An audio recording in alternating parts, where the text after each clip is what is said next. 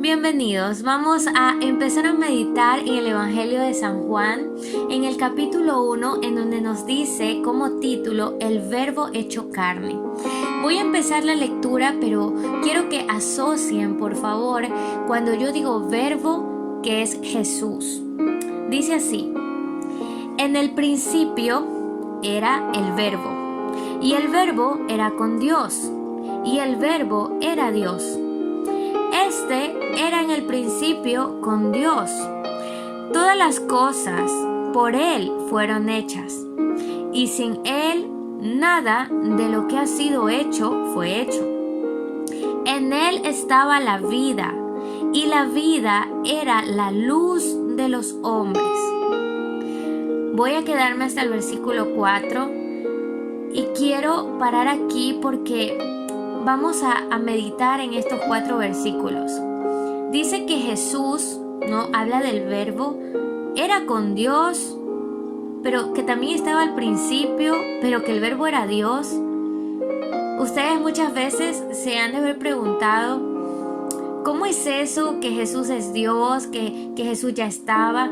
Pues es así. Por eso Dios dice, este es mi Hijo unigénito, porque fue el primero, porque ya estaba desde antes de la creación de los cielos y de la tierra. Jesús ya era, porque Jesús es Dios, porque Jesús es 100% hombre, pero 100% Dios. Es por eso que vamos a ir meditando en el Evangelio de San Juan y vamos a poder enriquecer nuestro conocimiento, pero también nuestra alma y nuestro espíritu de la persona de Jesucristo. Dice, en Él estaba la vida y la vida era la luz de los hombres. Jesús quiere ser la luz en tu vida, quiere ser aquella luz que viene y alumbra la oscuridad en donde a lo mejor podemos estar. Donde está Jesús siempre va a haber la luz. Él es la luz del mundo y quiere que nosotros también seamos luz en medio del mundo. Vamos a continuar leyendo. En el versículo 5 dice: la luz en las tinieblas resplandece, y las tinieblas no prevalecieron contra ella. Así que nos queda muy en claro, empezamos con esa divinidad de Jesús, en donde quedamos claros en que Él ya existía desde el principio, que Él es Dios y que Él se hizo carne, que en Él está la vida y en Él está la luz de los hombres. Ahora, continúa aquí en el versículo 6, dice: hubo un hombre enviado de Dios, el cual se llamaba Juan. Es decir, que este era Juan el Bautista. En el versículo 7 dice: este vino por testimonio, para que diese testimonio de la luz, a fin de que todos creyesen por él. Aquí voy a hacer una pausa para poder más o menos como que introducir a Juan el Bautista. Juan el Bautista es aquel que fue también profetizado en el Antiguo Testamento. En Malaquías 3:1 dice: yo envío mi mensajero, el cual preparará el camino delante de mí. Cientos de años antes, la vida de Juan el Bautista estaba ya profetizada y él era el escogido para preparar el camino para que el Mesías pues comience su ministerio. Además que Juan el Bautista era primo de Jesús. Dicho esto, continuamos. El 8 dice: no era él la luz, sino para que diese testimonio de la luz. Muchos creían en Juan el Bautista y venían a aquel bautismo que él practicaba en el agua. Pero él siempre dejaba en claro que él no era el Mesías. Por eso aquí dice que él no era la luz, sino que vino a dar testimonio de la luz, o sea, de Jesús. 9. Aquella luz verdadera que alumbra a todo hombre venía a este mundo. Se refiere a Jesús. En el mundo estaba y el mundo por él fue hecho, pero el mundo no le conoció. A lo suyo vino y los suyos no le recibieron. ¿Qué quiere decir con esto que a los suyos vino y los suyos no le recibieron? Tenemos que tener en cuenta que Israel siempre fue y siempre será el pueblo de Dios. Sucede que ya estaba profetizado también el nacimiento del Emmanuel, del Dios con nosotros, del Mesías, del que iba a venir a liberar al pueblo. Sin embargo, ellos tenían otro concepto de cómo sería o cómo vendría aquel Mesías. Jamás pudieron creer que aquel Salvador y Rey prometido tenía que nacer en un pesebre y andar con prostitutas y con ladrones, ¿verdad? Entonces, la mayor parte de los judíos, del pueblo de Dios, no le recibieron. Pero aquí hay una promesa hermosa.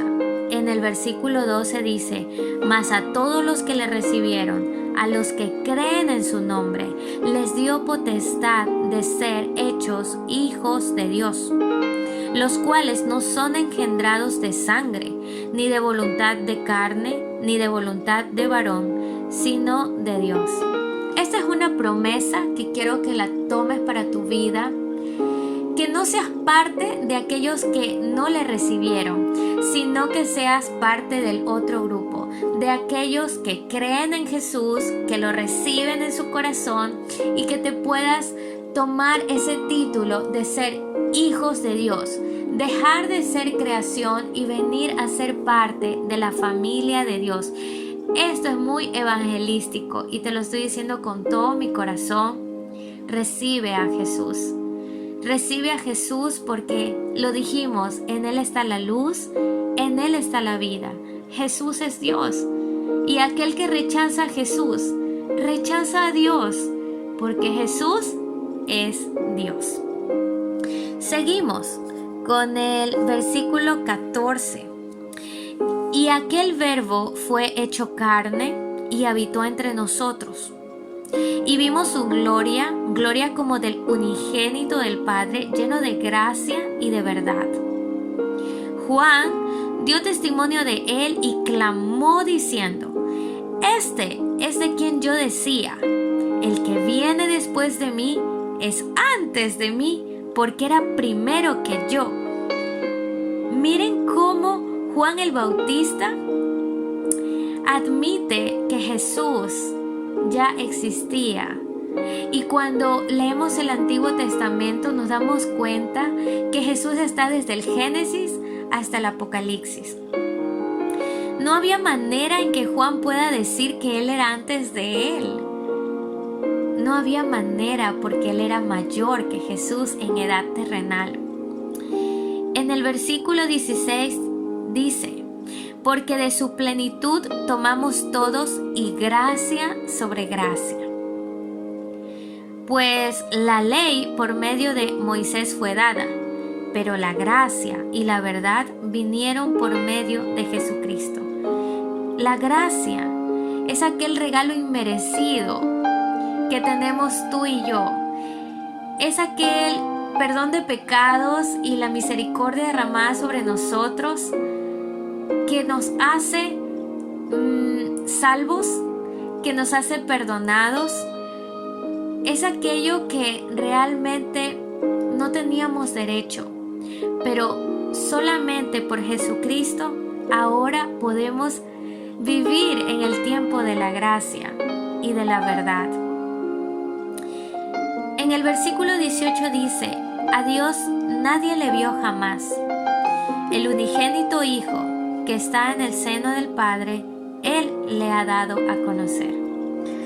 Culminamos con estos versículos hasta hemos dado lectura del 1 al 18, tratando de ir como meditando en la mayor parte de los versículos para que vaya quedando claro quién es Jesús, cuál es su divinidad y poder maravillarnos juntos de esta persona tan hermosa que es Jesucristo, nuestro Señor y nuestro Salvador. si así lo decides en este tiempo. Recuerda que si tú le recibes y crees en su nombre, entonces Dios Padre te da la potestad de dejar de solo ser una creación, sino pasar a ser hijo de Dios, de pasar a ese tiempo de gracia en donde el Señor perdona tus pecados, en donde el Señor hace de ti una nueva criatura. Eso es maravilloso y por eso es que vengo a hablar de aquello. Venimos a exponer y a exaltar a Jesucristo. Y quiero dejarte este versículo que lo puedes encontrar en el libro de Efesios 2:8, donde dice: porque por gracia sois salvos, por medio de la fe, y esto no de vosotros, pues es don de Dios, no por obras, para que nadie se gloríe. ¿En dónde encontramos esa gracia para ser salvos? En Jesucristo, no por obras. La salvación de tu alma no la vas a ganar por las mejores obras sociales o las mejores dedicaciones a Dios que puedas hacer. La salvación viene por la gracia y la gracia la tenemos en Jesús. Espero que esta reflexión y esta meditación en el Evangelio de San Juan capítulo 1 nos lleve a que Jesús se revele a nuestros corazones y a nuestras mentes y podamos comenzar a tener una nueva vida en Él. Que Dios te bendiga.